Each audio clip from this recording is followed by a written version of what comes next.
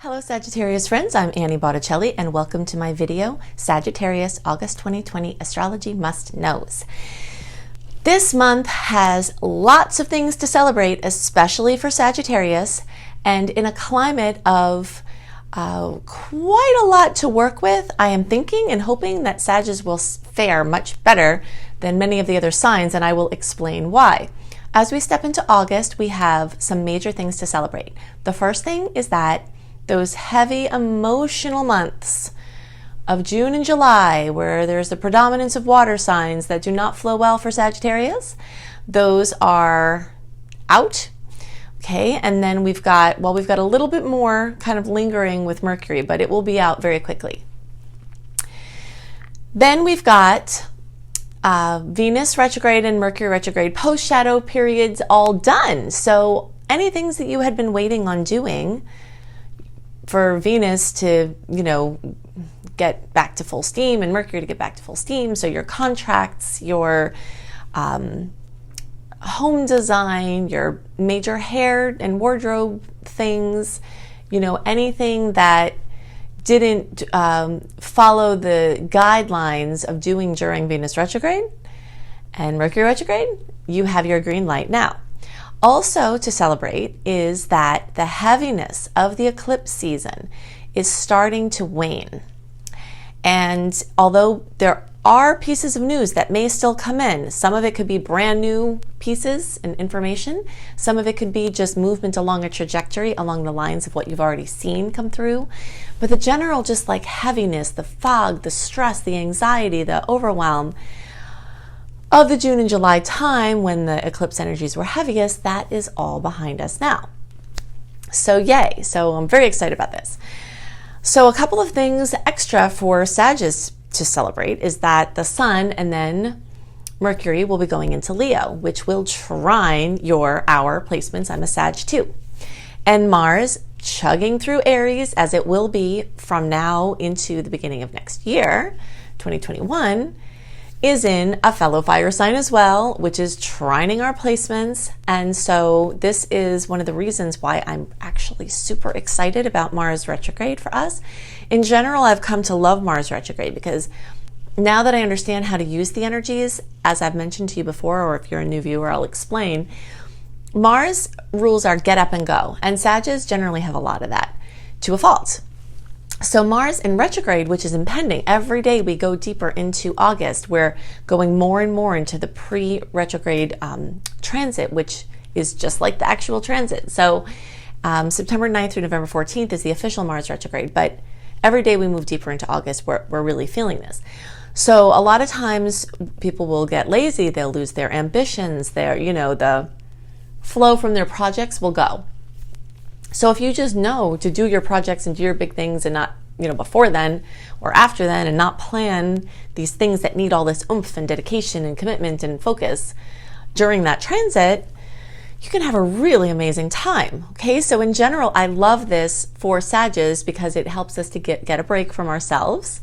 And you'll notice that more and more as August progresses, and that will be a theme to come for a while. But I especially like this particular Mars retrograde because even though Mars always rules Aries, and Aries is in a nice aspect for Sag, Mars is actually moving through Aries. So this whole time, it's going forward, it's going backwards, it's going forwards again. It's going to be making nice angles with Sag placements.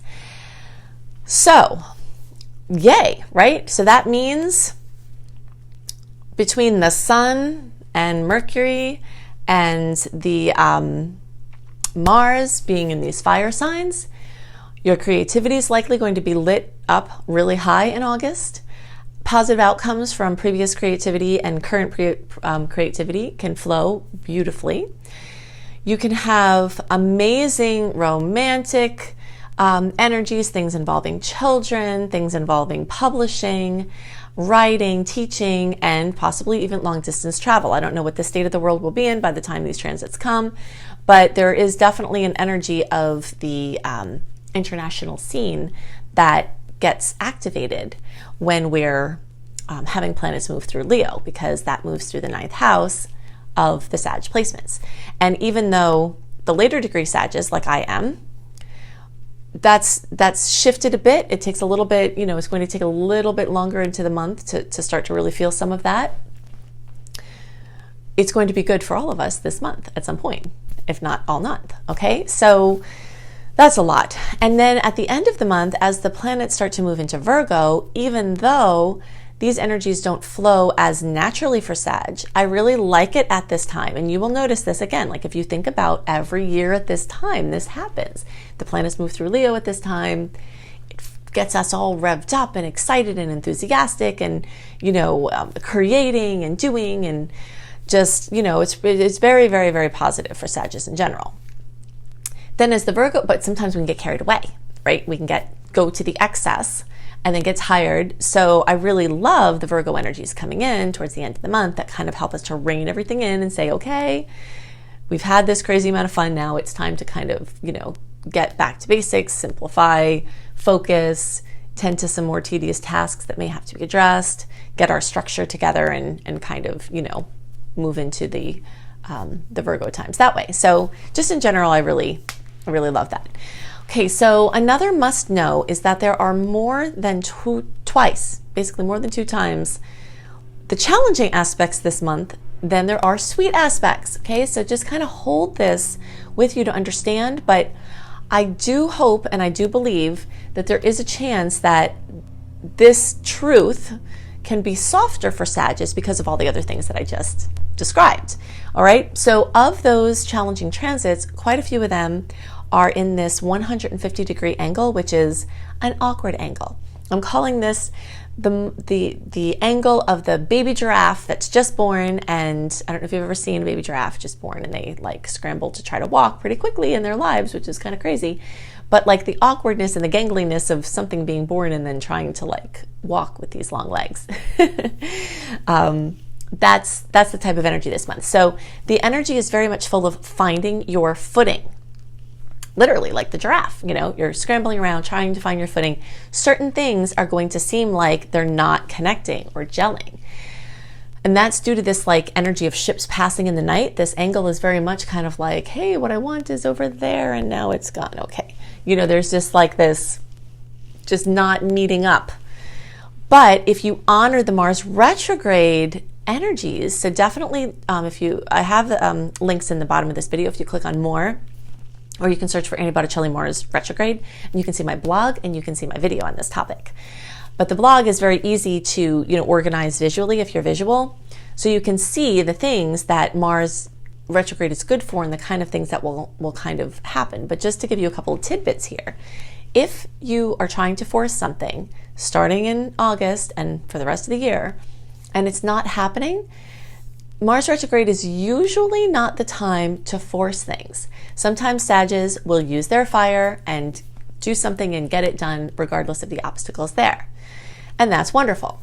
But when Mars goes into retrograde, it's more, you have to watch the synchronicities more, and you have to watch the flow more. And because anything that you because Mars rules aggression and it's a god of war. So these aggressive pushes, so if you're pushing or forcing to try to get something done, it tends to boomerang more. And this is true for litigation, filing for something against somebody in Mars retrograde. You may have, if you have to do that sometime this year, July 22nd through July 28th is the most clear. You have to follow your own flow. And, other times, at the beginning of August, where we're not quite getting as deep into the Mars retrograde, maybe a little bit easier for that, but really, really feel into this, knowing that any act of aggression is more likely to come back to you. So it's just a time to really go with the flow. And Sagittarius have that capacity more than a lot of the other zodiac members. We just have to know when to apply it. And this is one of those times to apply it. So you're kind of laid back, flexible, flow as things go, attitude that is normal for Sagittarius. If you can just really own that for August and beyond, then it's going to be so much easier for you. Okay, so have my words light up in your mind. If you're pushing something and it's getting really frustrating and you're getting angry, because the keynotes of Mars retrograde tend to be frustration and anger because people are trying to push and they're not supposed to. Something else to note, and I've talked about this before and I will talk about this again, is that Sagittarius rules the liver, okay? And Mars has this connection with anger. And the emotion of the organ of the liver has to do with anger. So if your liver isn't working properly, if you need a detox, if you have genetic mutations, if you have, a tendency towards getting backed up with processing through things that are supposed to go through the liver, you might notice that at this time you might need to do extra detoxification, of course, in a way that's safe for you according to your situation.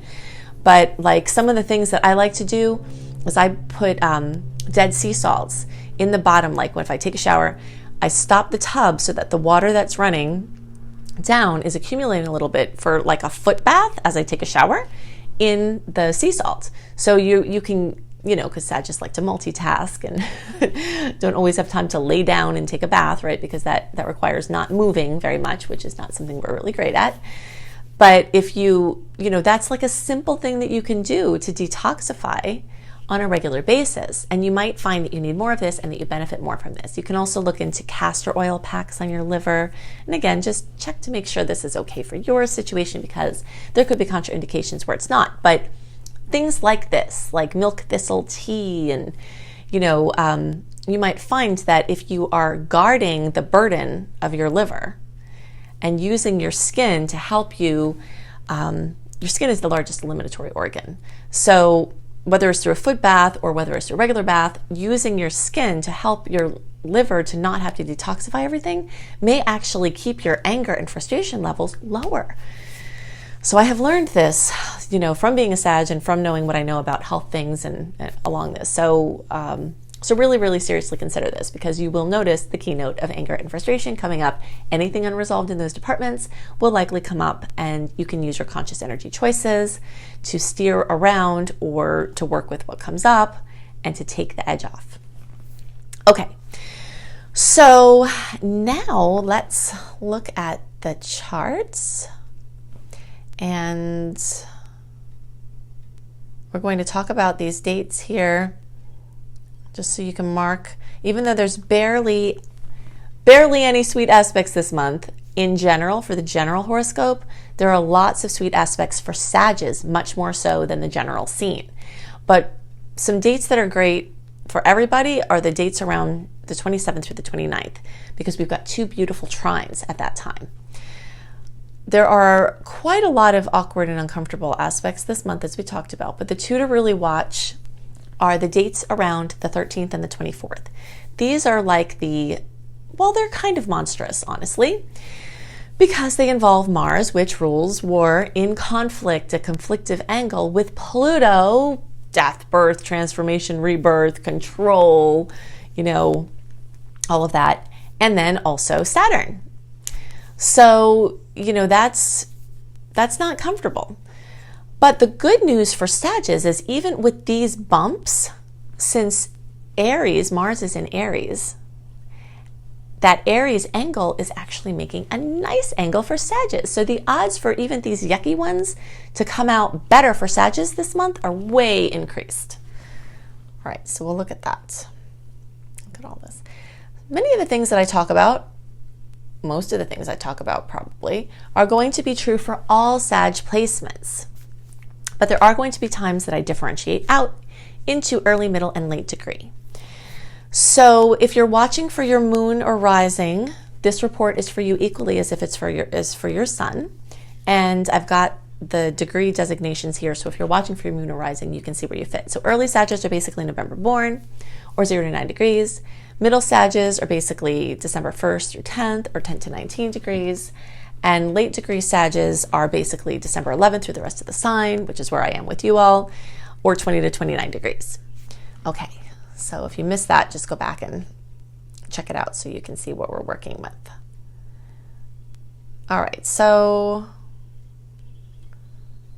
I'm using the early degree chart, but the things I'm talking about are true for all early, middle, and late degree Sagittarius, unless I otherwise specify. Something to note is that, hold on a second. All right, something to note There are a whole lot of things to note. Let's talk, where are we going to start first? All right. This Mars is going to conflict with this Pluto and Saturn. We'll talk about what that could look like for the early, middle, and late degree placements, but I just want to show you this for a minute. So this is a kind of an obnoxious angle. These are the nasty, they could be quite nasty and actually even dangerous. But while Mars is doing this, now it's not going to be doing it at 18 degrees. It's going to be doing it at these later degrees. So it'll be over here.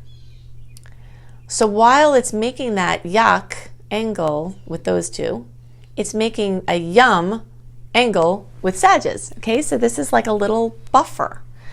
And those of you in the late degree designation are going to feel this connection for better and worse, because it will be more exact for the late degree placements. And so expect some intensity there either way. Now let's look at where this is happening. All right, so for early degree, we've got the second house and the fifth house accentuated for the challenging aspect. We've got, it'll be on the line there between the fourth and fifth house for the middle, and then it will still be in the second for the middle degree. And for late degree placements, that's going to be the fourth house. And even though this looks like it could be part in the first house, it is still influencing the second house as well, because it's right on the line there. So what this means is that all Sag placements are going to have these kind of wicked angles, but could have a silver lining because of the nice angle we talked about in the money sector. And you can see money as a long-term theme. Look at this second house. Look at the early degree. That's like, wow, loaded. Middle degree, wow, loaded. Now, late degree is not as loaded, but it still is influencing because these later degree placements, especially Saturn here, is moving here. All right, and that's going to intensify over time for the late degree placements. But all Sagittarius have had the theme of finances coming up in a huge way, for better or worse. So what I'm hoping for Sagittarius is that, and of course, it's not going to affect us all one certain way. It just doesn't happen that way. There's a spectrum of potentials, and based on our belief systems, our karma, whatever we're working with, whatever we need to have for our growth, we're going to have different manifestations of those potentials. But a lot of Sagittarius have a chance to have their money be on autopilot. Whew. So, wow, right? That's pretty exciting. Now, if you're not having your money start to show signs of being on autopilot, even now, as I'm recording this in June, and as the year progresses, then you really have to consider doing some deep work on your money consciousness. Sagittarius tend to be optimistic, okay? So we think, wow, I believe this, I can do it, yay, I'm going to do my affirmations, I'm completely abundant, and all of this is happening.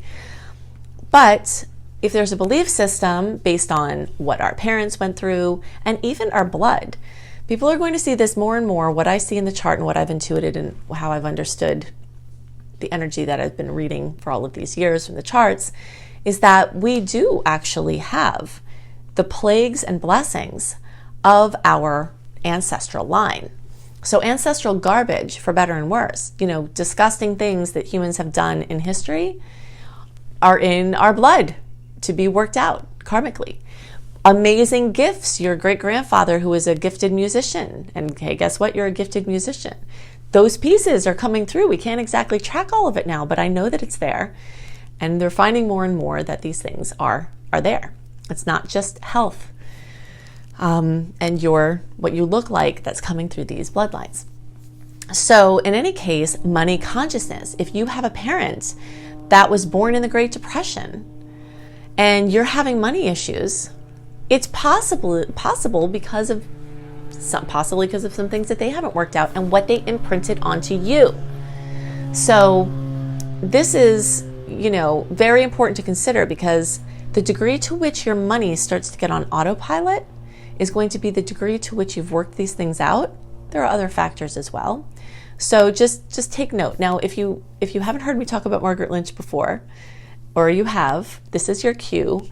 If you need help with your money consciousness, find Margaret Lynch's work on YouTube. I'm a super huge fan of her work. It has helped me tremendously. She has a free YouTube channel with tons of free videos. She has a book that literally, it's $15 on Amazon or Audible, called Tapping into Wealth, but she could charge thousands of dollars for that program and people would still benefit. I mean, people would pay it and they would just be so excited at the results that they got. So claim your right to access it for $15 now, basically. I don't know what will happen with this in the future, but it's nothing short of extraordinary.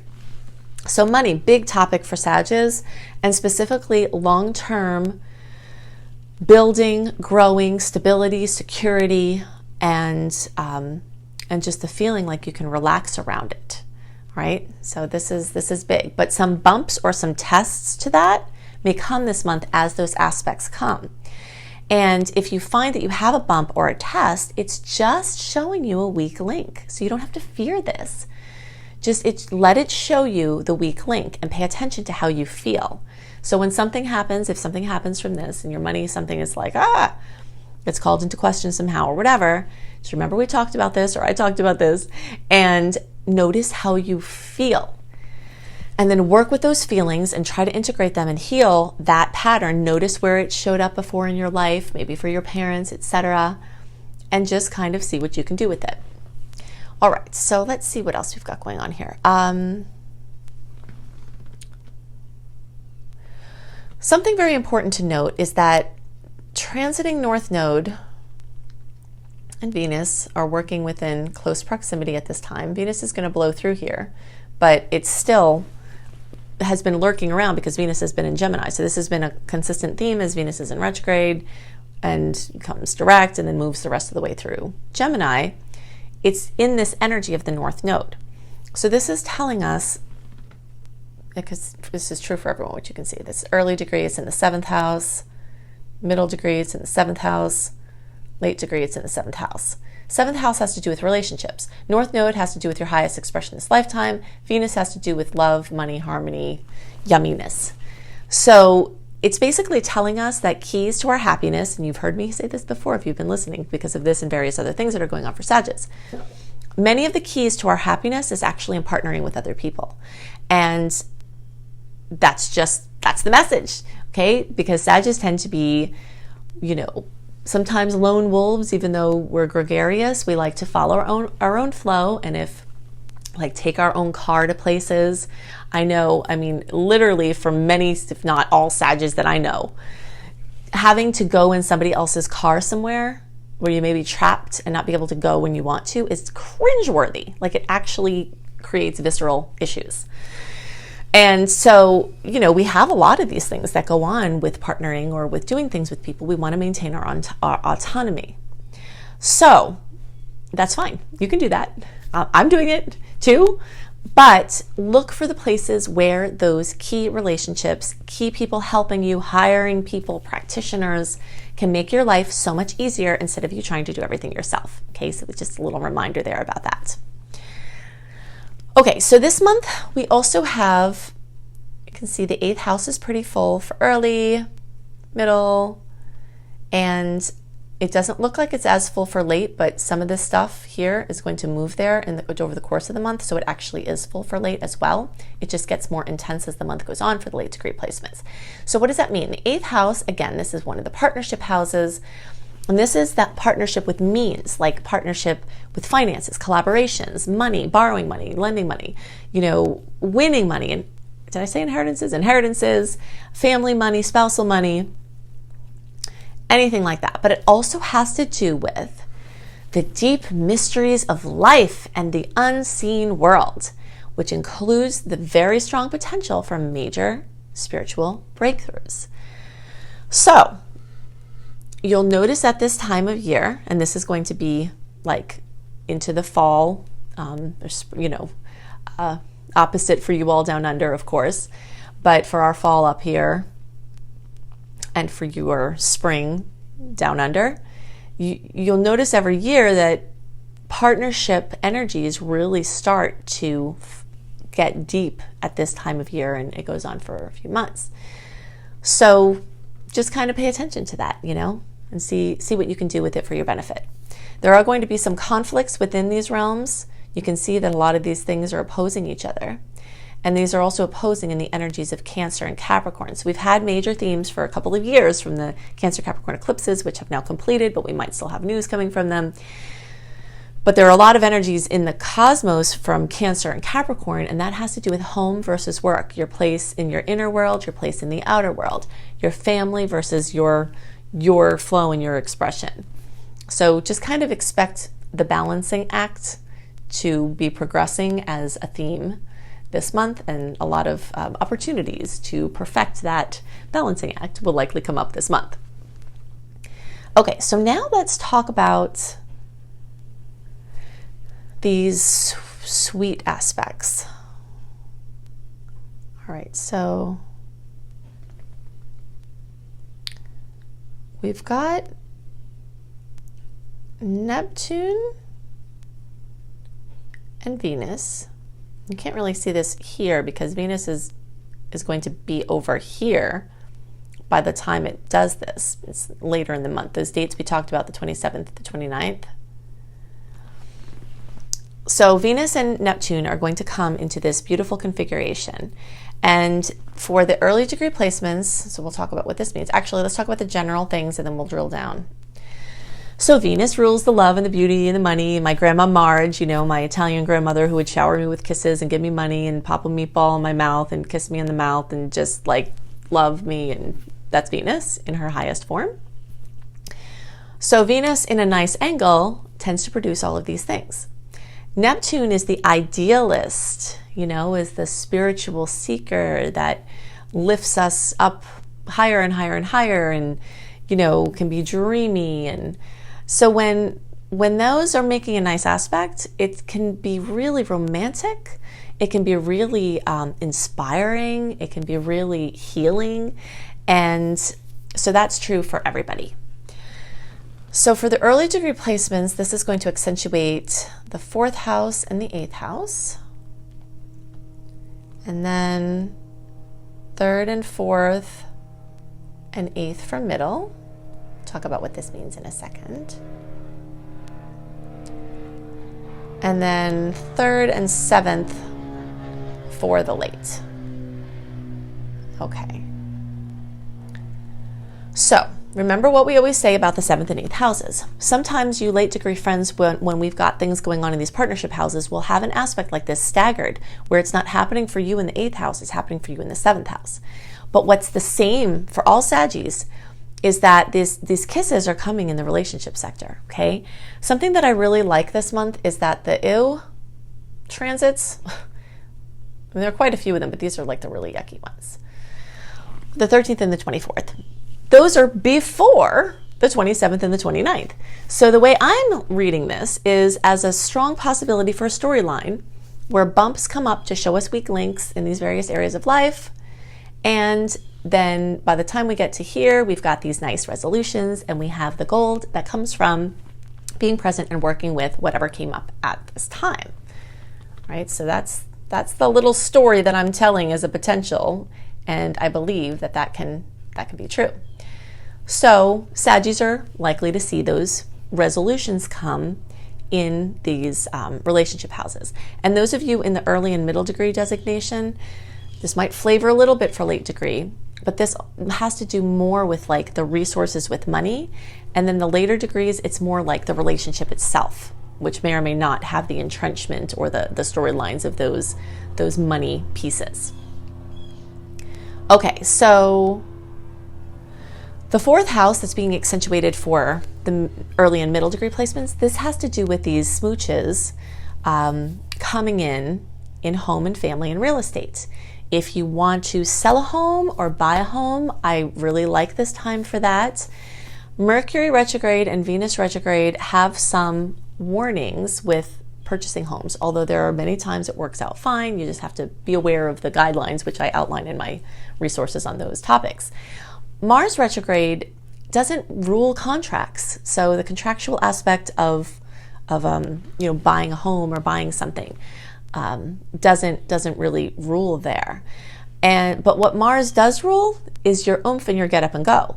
All right, so if you're buying a home, this may not have anything to do with this. But if you're buying a home for an investment, especially if you have to do a lot of work, and gosh, I know this.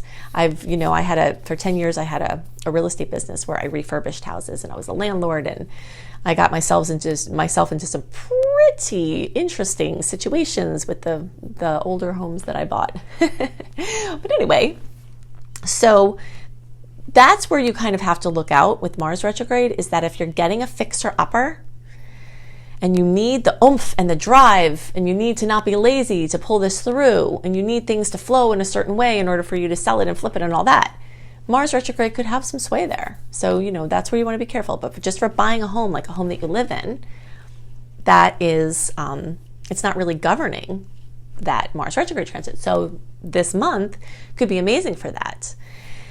And these kisses may come with something home related, or it could just be the home you have. You could get some work done in the house. If you've been avoiding the big projects because of Venus retrograde, Mars retrograde could be fine for that. The only thing you have to watch is your workers not showing up because they're lazy because of Mars retrograde, or you not following through because you're lazy. Okay, but that's kind of the worst of it as far as that aspect. So kisses there for early and middle. Now middle and late, you have the energy of this kiss moving more into the third house. Those of you in the middle are on the line there, okay? So it could manifest in either or both ways. The third house has to do with your communication, and it could also have to do with news, news coming in about money, of something that you've been working for that has worked out. This can have to do with siblings, or having some news where you're going to get to see siblings or cousins or aunts or uncles or nephews and nieces, planning a trip or maybe following through to see them, or just some sweet contact or something like that. This also can have to do with driving cars, RV, bikes, devices, computers, so upgrades that could come to you could happen there. One thing to note about purchases of cars and devices during Mars retrograde is that Mars rules metal, and those things are hunks of metal. So even though they don't have the same type of influence that Venus and Mercury have for purchases like that, you have to be wary in some ways. So the end of July and the beginning of August makes those purchases better. But if something naturally comes to you in this time at the end of August, because it's a gift from this and it's just coming to you, just let it come in and don't worry about it. Don't resist it, because the resistance is what we want to kind of not do with the Mars retrograde energies. Okay, so let me see if that's everything that I wanted to talk about. The one other piece was the Mars. Okay, so early, we talked about this fifth house being accentuated with those Mars conflicts. So early and middle, you might see early definitely, and possibly middle, some of those conflictive energies could come from like children, creativity, hobbies, or it could just be that your hobby is turning into your work and there's pressure on your craft. So see, like any of the things, especially this month, especially for Sagittarius, that could be like, not good. There could be this really good tilt of it being good. Like for instance, your business that was your hobby is starting, your hobby that turned into a business is starting to take off, but now it puts pressure on your craft, and wow, that's annoying and stressful, but hello, your business is working out, you're doing what you love, right? So like that's an example of something that has a pressure situation that could be a positive outcome. And the same thing with something involving children. Like if you're trying to get pregnant, if something with the kids that you have or kids that you work with, there could be like something that's a pressure spot that you have to rise to deal with or to take care of or to address. But as you do, you've got this extra protection and blessing and more of a chance for a good outcome. All right, so the middle and late degree placements, those conflicts you might see manifest in the home and family energy and real estate. So those little bumps. But again, it could be pressure. It could be a pressure spot that causes you to have to do something. So just follow the energy, follow synchronicity in general. As you can see, I am very excited about this month for Sagittarius, despite the fact that we've got, challenging angles and the general horoscope is a little bit iffy for the most part, things are really lighting up beautifully for you all.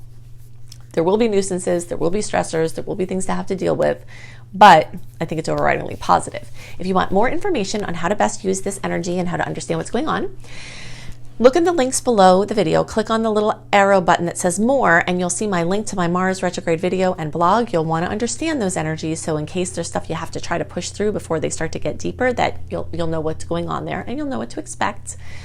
Also, if you'd like written horoscopes by me, where I don't go into this crazy amount of detail, just kind of a simplistic, easy, short summary of the month for each sign, up 1 month early, you can go to cozybysweetstarlight.com. That's in the link underneath the video as well.